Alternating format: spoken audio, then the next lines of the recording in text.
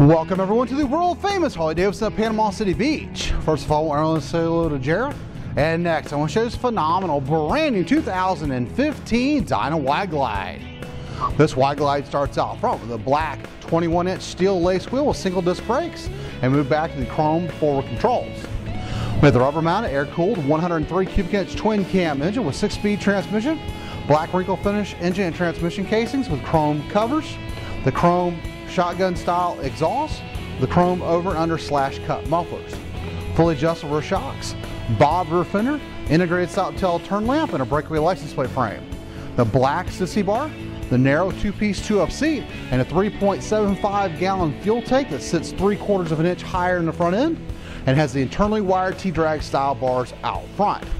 Spike is in the new black quartz paint job with contrasting flames, has a factory upgraded ABS brakes, and a black and chrome headlight housing out front. Options accessories retail at $1,100 and are covered by the 2-year unlimited mile warranty. We extend it out from the 5 years on top of that. We finance new Harley-Davidsons up to 84 months, and be sure to ask about our Fly and Ride program. Jared's going to fire it up for us real quick.